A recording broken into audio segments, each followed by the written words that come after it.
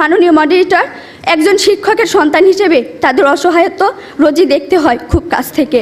মাননীয় মডারেটর, গত ঈদে আমি যখন একটি ভালো পোশাকের জন্য কান্নাকাটি করছিলাম, তখন বাবা আমার হাতে কাগজ কলম ধরিয়ে দিলেন, আমার দিকে ছুড়ে দিলেন একটি গাণিতিক প্রশ্ন। একজন দিনমজুরের দৈনিক আয় 300 টাকা হলে মাসে তিনি কত টাকা আয় করেন? মাননীয় মডারেটর, মুখে মুখে বাবাকে জবাব দিলাম 9000 টাকা। বাবা আমার কাঁধে হাত রাখলেন, চুলের মাঝে হালতো বিলি কেটে বললেন, মা রে, তোর এই বাবা হাই স্কুলের শিক্ষক হিসেবে মাসে 8000 টাকা বেতন পায়। আমি কোনো প্রশ্ন করতে পারিনি বাবাকে, লজ্জায় বাবার মাথাটা নিচু হয়েছিল। পৌরত্বের দ্বার প্রান্তে দাঁড়ানো বাবার বয়সী চোখ হতে খসে পড়ে জল।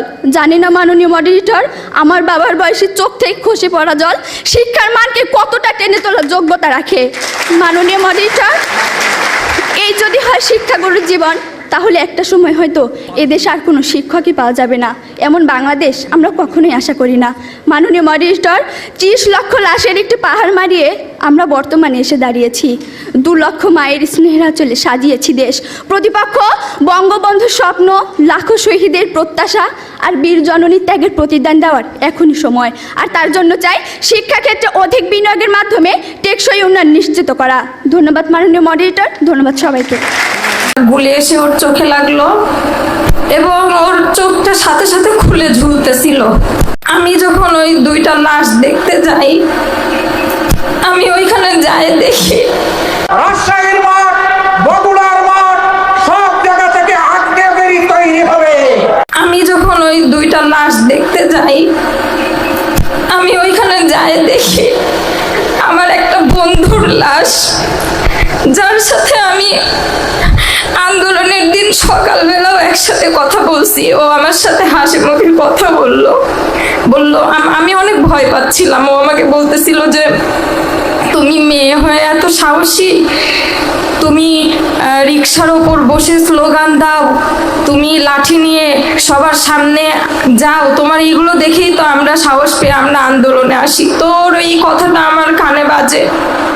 এবং যেই ফ্রেন্ডটার কথাটা আমি বললাম, দীপ, ও 1 মাস সিএমএইচ হসপিটালে এবং ঢাকায় মেডিকেলেও ভর্তি ছিল। ওর মাথার মধ্যে এখনো একটা গুলি আছে মস্তিষ্কের মধ্যে, যেটা বাংলাদেশে অপারেশন করা সম্ভব না। এবং ওর জ্ঞান ফিরছে প্রায় মনে হয় 1 মাস পর। ও কোমায় চলে গেছিল এবং ওর এক পাশ শরীরটা প্যারালাইসিস। এই ছেলেটার ট্রিটমেন্টের জন্য আমি এমন কেউ নাই যে তাকে বলি নাই। যখন ছাত্র উপদেষ্টারা ছিল তাদের সাথেও যোগাযোগ করার চেষ্টা করেছি। এমনকি আমাদের ওইখানে 2 জন শহীদ পরিবার ছিল, তাদের মধ্যে একজন শহীদ পরিবার অনেক সমস্যায় ছিল এই মামলা মোকদ্দমার বিষয় নিয়ে। সেইটা নিয়েও তারা ঢাকায় এসেছিল উপদেষ্টার সাথে দেখা করতে। কিন্তু যারা এই যে বক্তব্য দেওয়ার সময় শহীদদের কথা বলে, শুধুমাত্র শহীদদের স্মরণ করলেই কি হয়ে যায়? তাদের পরিবারের পাশে দাঁড়ানো কি কর্তব্য না আমাদের? সেই শহীদ পরিবারটাই এসে 2 দিন ধরে ঘুরে ঘুরে তারা কেউ দেখা করে নাই। আমি আসলে রাজনীতি খুব একটা বুঝি না। এই জুলাই আসার পরে যখন দেখলাম যে একটা যৌক্তিক দাবি, তো আমার এটাতে সমর্থন জানানো উচিত।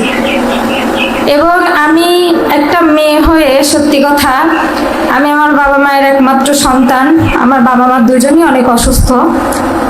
তো জুলাই অভ্যুত্থানে যখন আমি একেবারে সামনে থেকে লিড দেই, তখন আমার ওপর অনেক থ্রেট আসতেছিল। এবং আমার বাবা এক পর্যায়ে ভয় পেয়ে আমি একটানা 22 দিন বাসায় থাকতে পারিনি।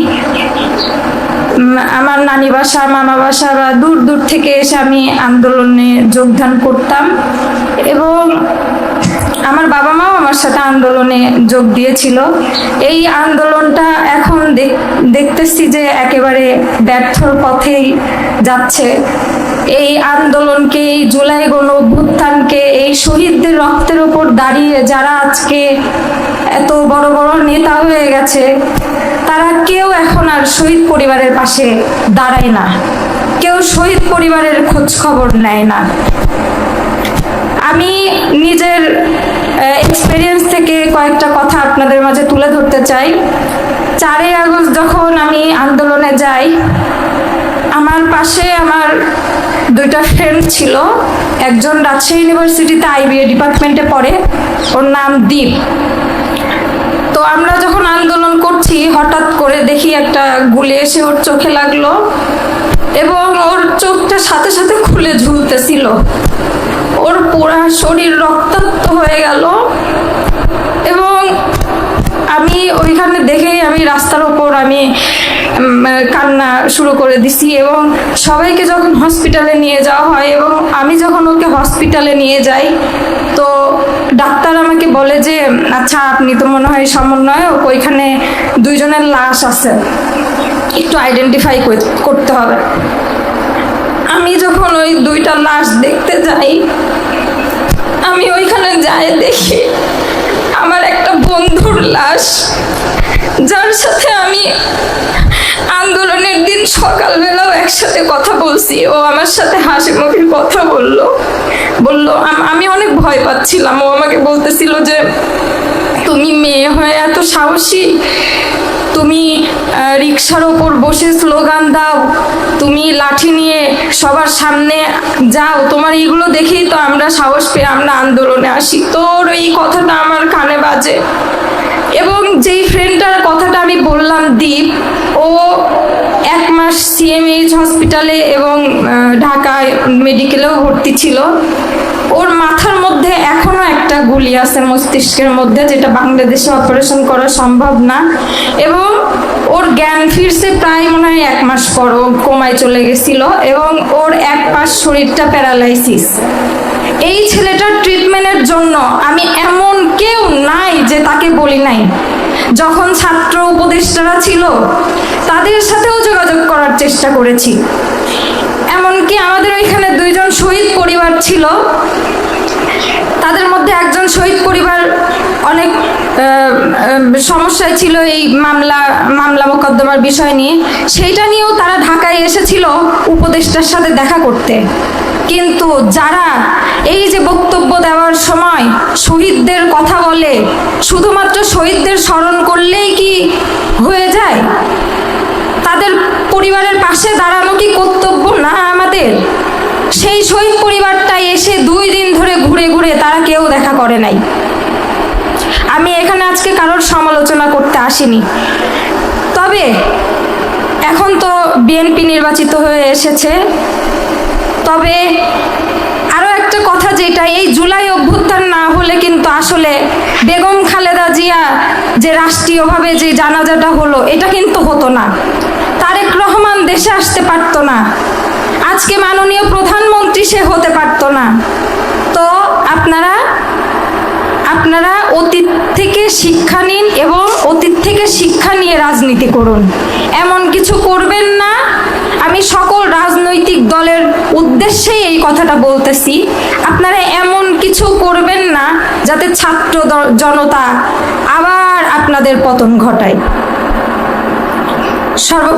সর্বশেষে আমি একটাই কথা বলবো, আপনারা এই জুলাই সনদ নিয়ে গড়িমসি না করে জুলাই সনদটা যত দ্রুত সম্ভব বাস্তবায়ন করুন, শহীদদের খোঁজ খবর নিন, শহীদদের পাশে থাকুন। আর বর্তমানে যে অরাজকতা হচ্ছে দেশে, গুম তো বাদই দিলাম, ধর্ষণ হত্যা একের পর এক হতেই আছে, তো এইগুলোর আপনারা সুষ্ঠু একটা বিচার করুন যাতে বাংলাদেশ স্থিতিশীল থাকে। না হলে এইগুলোর থেকে ওই আওয়ামী লীগ আবার সুযোগ নিবে, তা আমরা যাতে এই সুযোগটা আর আওয়ামী লীগকে না দেই, এই বলে আমি আমার বক্তব্য শেষ করছি। আসসালামু আলাইকুম।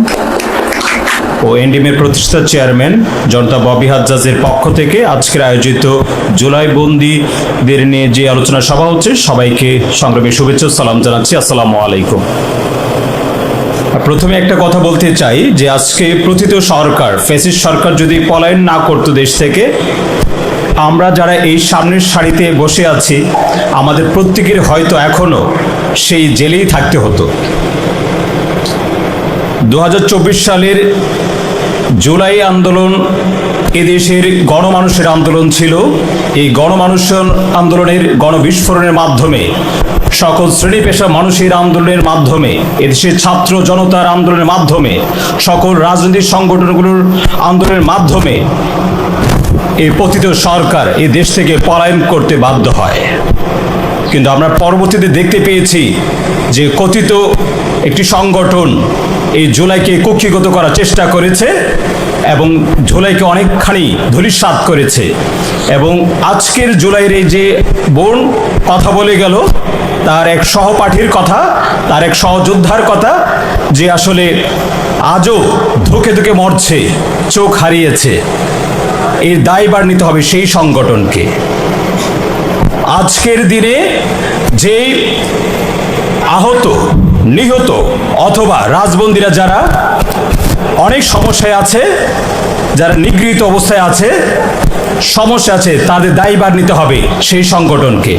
এবং একই সাথে বলতে চাই, আজকে আমি একটি ছাত্র সংগঠনের প্রতিনিধিত্ব করি। জুলাই আন্দোলনের একমাত্র কেন্দ্রীয় সভাপতি হিসেবে আমি অ্যারেস্ট ছিলাম, আমি গুলি খেয়েছিলাম। আমি জুলাই স্মৃতিচারণ করব সেই কারাবন্দী সময়ের। তার আগে বলতে চাই, 6 আগস্ট যখন বের হওয়ার পর 13 আগস্ট একটি প্রোগ্রাম হয় ঢাকা বিশ্ববিদ্যালয়ের টিসি হলে। সেখানে 34টি ছাত্র সংগঠন একসাথে হয়ে বসে আলোচনা করে। সেই সময় সেই আলোচনার ডাক দিয়েছিল তৎকালীন 2 জন ছাত্র উপদেষ্টা। তারা বলেছিল সে আন্দোলনের পর যে কোনো ছাত্র সংগঠনের নিজ নিজ দলীয় ব্যানার নিয়ে আর প্রোগ্রাম করা দরকার নেই। আগামী 1 মাস, সেই 13 আগস্টের কথা 2024 সালের, যে আগামী 1 মাস আমরা নির্দলীয়ভাবে বৈষম্য বিরোধী ছাত্র আন্দোলনের ব্যানারই আমরা যেই কোনো সংকট হোক, যে কোনো প্রোগ্রাম হোক, আন্দোলন হোক, রাজপথে হোক, সব কিছু আমরা এই ব্যানারকে ধারণ করি আমরা করব। আমরা সকল ছাত্র সংগঠন, অর্থাৎ তখনকার 36টি ছাত্র সংগঠন এক ঐক্যমত পোষণ করি। এবং একই সাথে আলোচনা ছিল, সেই সময় প্রস্তাব ছিল সেই উপদেষ্টাদের পক্ষ থেকে, ছাত্র উপদেষ্টাদের পক্ষ থেকে, যে আসছে 15 আগস্ট এই দিনটিকে তারা বাতিল করতে চায়, এই শোক দিবসকে বাতিল করতে চায়। এই ক্ষেত্রে সকল ছাত্র সংগঠনের প্রস্তাব জানায়, সেখানে ছাত্র সংগঠনগুলো প্রস্তাবে হ্যাঁ বলে সম্মতি প্রকাশ করে। কিন্তু পরবর্তী যে কমিটমেন্ট ছিল তাদের 1 মাস পরে আবার একসাথে বসা হবে, পরবর্তীতে কি কর্মসূচি হতে পারে, আলোচনা হতে পারে, সেই সময় আর তাদের হয়নি। আরেকজন সহ আলোচক বলে গেছেন যে জুলাই আন্দোলনের গণমানুষ আন্দোলন হলেও রাজনৈতিক সংগঠনগুলো, ছাত্র সংগঠনের নেতৃবৃন্দগুলো কিন্তু সেখানে অংশগ্রহণ করেছে।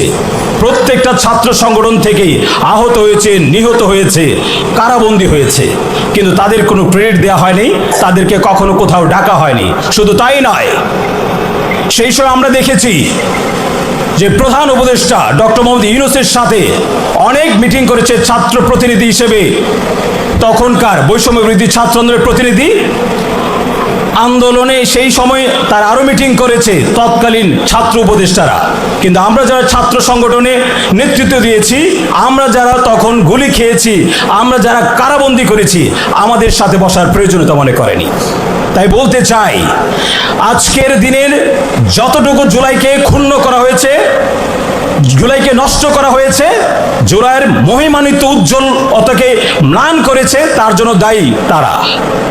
যেটা বলতে চাই, 2024 সালের 16 জুলাই যখন আবু সাইদ মেধাবী শিক্ষার্থী রোকেয়া বিশ্ববিদ্যালয়ের আবু সাইদকে হত্যা করা হয়, দিনের আলোকে পুলিশের গুলিতে হত্যা করা হয়, সেই দিন জুলাইয়ের আন্দোলন প্রস্ফুটিত হয় স্ফুলিঙ্গের মতো এদেশের প্রত্যেকটা ছাত্রের গায়ে লাগে। যখন ছাত্র মারা যায়, ছাত্রদের অভিভাবকরা তখন সেই আন্দোলনে শরিক হয়। 17 তারিখে আমরা মাঠে সবাই আরো বেশি নেমেছি। আজকে আমার ডান পাশে যিনি বসে আছেন মঞ্জু ভাই 17 তারিখে প্রোগ্রাম করেছেন, রাজপথ থেকে লড়াই সংগ্রাম করেছেন আমাদের সামনে। এক পর্যায়ে উনিও অ্যারেস্ট হয়েছেন। আমি ওনাকে দেখেছি কেন্দ্রীয় কারাগার কেরানীগঞ্জে। 17 তারিখে যখন আন্দোলন বেগবান হতে থাকে, রাজনৈতিক দলগুলো আরো বেশি সম্পৃক্ত হতে থাকে, ঢাকা বিশ্ববিদ্যালয় স্টুডেন্টরা কিন্তু হল থেকে চলে যেতে বাধ্য হয়। তৎকালীন ছাত্রলীগ, সন্ত্রাসী ছাত্র সংগঠন ছাত্রলীগ এবং পুলিশ লীগ বিতাড়িত করে ঢাকা বিশ্ববিদ্যালয় স্টুডেন্টদেরকে।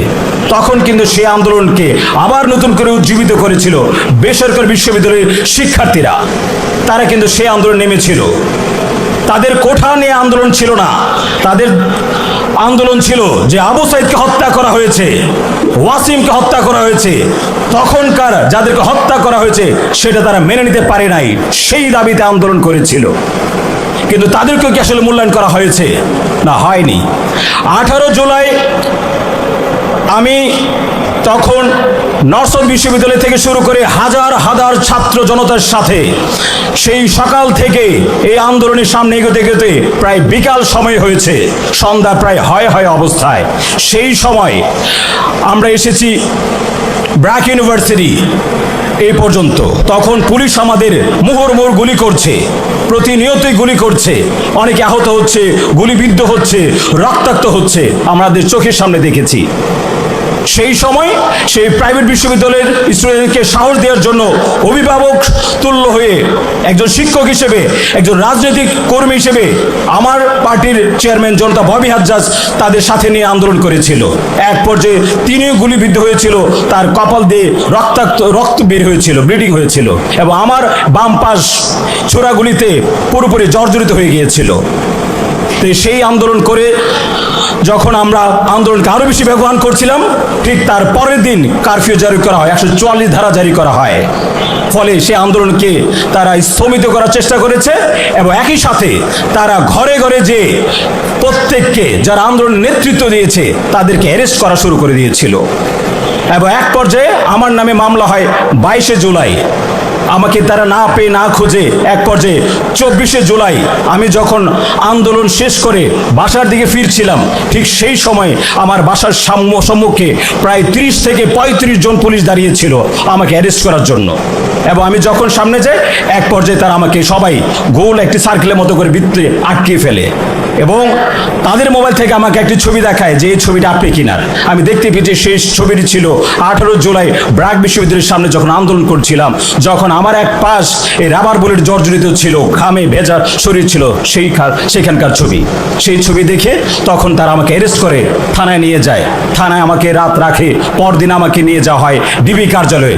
সেখানে শারীরিক মানসিক অকথ্য নির্যাতনের পর পরবর্তীতে নেওয়া হয় সেই কেন্দ্রীয় কারাগারে। 5 আগস্ট যখন পতিত সরকারের পতন ঘটে, পলায়ন করতে বাধ্য হয় এই ছাত্র জনতার তোপের মুখে, আন্দোলনের মুখে, তখন 6 আগস্ট রাত প্রায় 11:30 আমি মুক্তি পাই।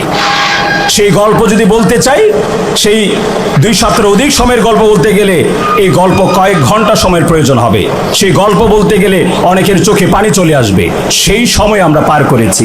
আমরা যখন সেই আন্দোলন করেছিলাম, আজকের দিনে এসে কথা বলতে পারবো কিনা সেই সময় আমরা চিন্তা করি নাই। আমরা ঘরে ফিরে যেতে পারবো কিনা সেই চিন্তা আমরা করি নাই। আমাদের জীবনকে বাজি রেখে রাজপথে লড়াই সংগ্রাম করেছি, গুলির সম্মুখে, পুলিশের বুলেটের সামনে। কিন্তু আজকে 5 আগস্টের পর ইন্টারিম গভর্নমেন্ট যে সময়টুকু পার করেছে, এই সময়ের মধ্যে একটা দিনের জন্য রাজবন্দীদের ডেকে সম্মাননা অথবা তাদের স্মৃতিচারণ অথবা মিনিমাম তাদের আলোচনাটা শোনা হয়নি। একজন রাজবন্দী হিসেবে, একজন জুলাই যোদ্ধা হিসেবে, একজন ছাত্র সংগঠনের নেতা কর্মী হিসেবে আমার এটা আসলে আক্ষেপের বিষয়। সো আমরা চাই এই নতুন বাংলাদেশে নতুনভাবে গড়ে উঠবে এই তারুণ্যের জাগরণে, এবং আগামীতে ইনশাল্লাহ আমাদের যে সরকার, নতুন সরকার, আমরা বিশ্বাস করি জুলাইয়েরকে সময় অনেক উচ্চতায় মহিমান্বিত করবে। সেই প্রত্যাশা এখানে শেষ করছি। সবাইকে অসংখ্য ধন্যবাদ।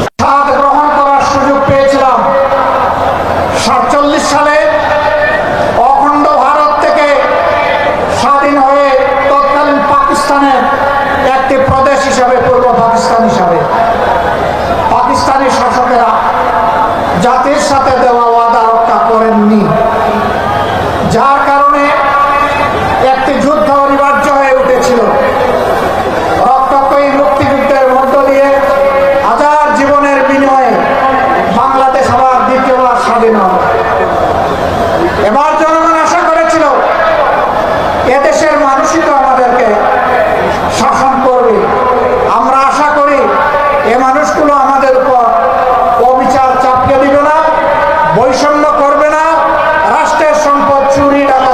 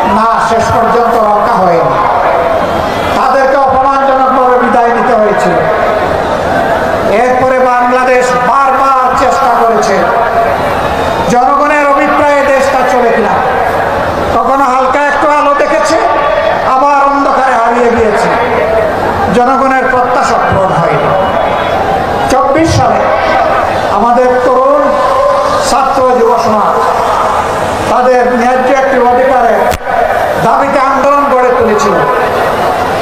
15.5 বছরের ফেসিবাদী কায়দায় ছাত্র যুব সমাজের আন্দোলনকেও দমানোর চেষ্টা করা হলো। রাষ্ট্রের সকল বাহিনীকে লেলিয়ে দেওয়া হলো, নির্বিচারে মানুষ খুন করা হলো, পঙ্গু করা হলো। কিন্তু শেষ পর্যন্ত জনস্রোতের মুখে যারা একসময় দম্ভ করে বলতেন হাসিনা পালায় না, হাসিনা পালাতে জানে না, আপনি পালিয়েছেন, আপনি অপমানজনকভাবে পালিয়েছেন।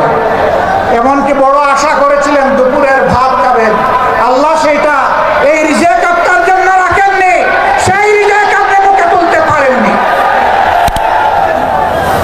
রান্না ভাত ফেলে দিয়ে আপনাকে বাংলাদেশ থেকে চলে যেতে হয়েছে। কোথায় গিয়েছেন? 15.5 বছর যাদের সেবা দাসী হিসাবে আপনি কাজ করেছিলেন তাদের কুলে গিয়ে আপনি আশ্রয় নিয়েছেন। আপনার কোনো অনুশোচনা নেই। আপনি মানুষ খুন করলেন, আয়না করে মানুষদেরকে মানবতার জীবনযাপন করতে বাধ্য করলেন, অসংখ্য মানুষকে পঙ্গু করলেন, রাষ্ট্রের সকল প্রতিষ্ঠান ধ্বংস করলেন, ব্যাংক বিমা শেয়ার মার্কেট লুণ্ঠন করলেন, অর্থ বিদেশে পাচার করলেন। আপনি বেহায়া, আপনি নির্লজ্জ, আপনার কোনো অনুশোচনা নেই। উল্টা আপনি অপার থেকে সুশ্রুড়ি দেন, এই আপা এসে গেল, এত সুশ্রুড়ির দরকার কি? একবার এসে গিয়ে দেখেন আশাটা কাকে বলে। যেই যুব সমাজ এর হাতে হাত ধরে বাংলাদেশের জনগণ, শিশু থেকে বৃদ্ধ, জায়া, বোন, মেয়ে, মায়া সবাই দাঁড়িয়ে গিয়েছিল, সেই জাতিকে দমানো যাবে না ইনশাআল্লাহ। বিএনপি জাতির সাথে দেওয়া কথা রাখে নাই। আমরা বিএনপিকে বলছি দেশ এবং জাতির স্বার্থে আপনারা ভুল করছেন, আপনারা ভুল সংশোধন করে জনগণের কাতারে আসুন, জনরায়কে সম্মান করুন। জনরায়কে সম্মান না করার পরিণতি কি হতে পারে দফায় দফায় দেখার পরেও যদি শিক্ষা না হয়, জীবনেও আপনাদের শিক্ষা হবে। খুলনাবাসী, আমরা আপনাদের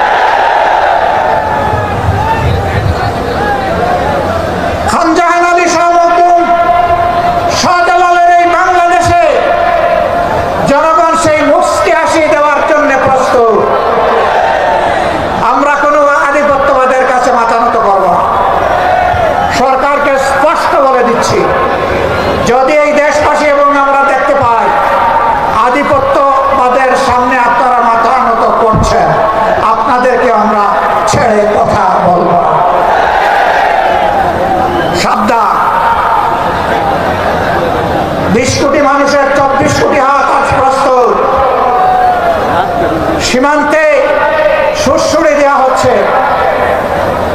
পশ্চিমের নামে একটা দেশ তাদের নাগরিকদেরকে অবৈধভাবে আমাদের দেশে ঠেলে দিতে চাচ্ছে। আমাদের মুসলিমেও বিজিবি সদস্য সীমান্তে যখন দাঁড়িয়ে গেছে, জনগণ তখন তাদের ডান হাতে পরিণত হয়েছে। এই ডান হাত সারা বাংলাদেশের 20 কোটি মানুষ। অতএব আমরা চাই না আমাদের কোনো প্রতিবেশী ঘুম এবং শান্তি কেড়ে নিতে, আবার কোনো প্রতিবেশী আমাদের দিকে তাদের কালো হাত বাড়া, ওইটাও আমরা চাই না। যদি কেউ আমাদের দিকে কালো হাত বাড়ায়, মহান আল্লাহর উপর ভরসা করে বলছি, সেই কালো হাত ভেঙে দেওয়া হবে। প্রিয় খুলনাবাসী, মনে হচ্ছে আরেকটি অনিবার্য বিপ্লবের জন্য প্রস্তুতি নিতে হবে। আপনারা কি সেই প্রস্তুতি নিতে রাজি আছেন?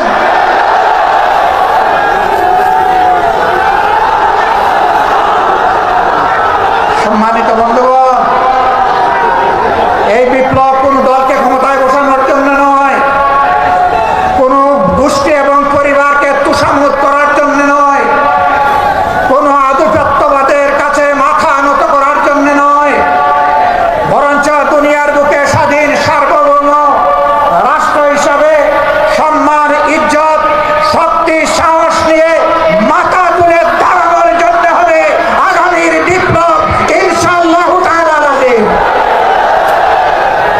সেই অনিবার্য বিপ্লবের প্রস্তুতি নেওয়ার আহ্বান জানিয়ে একটি সুষম, দুর্নীতিমুক্ত, চাঁদাবাজ মুক্ত, দলীয় প্রভাব মুক্ত একটি মানবিক বাংলাদেশ গড়ার জন্য আমি যুব সমাজের প্রতি আরেকবার প্রাণ করে আহ্বান জানাচ্ছি। যুবকরা সব প্রস্তুত আছেন? এক মুরব্বীও হাত তুলেছেন।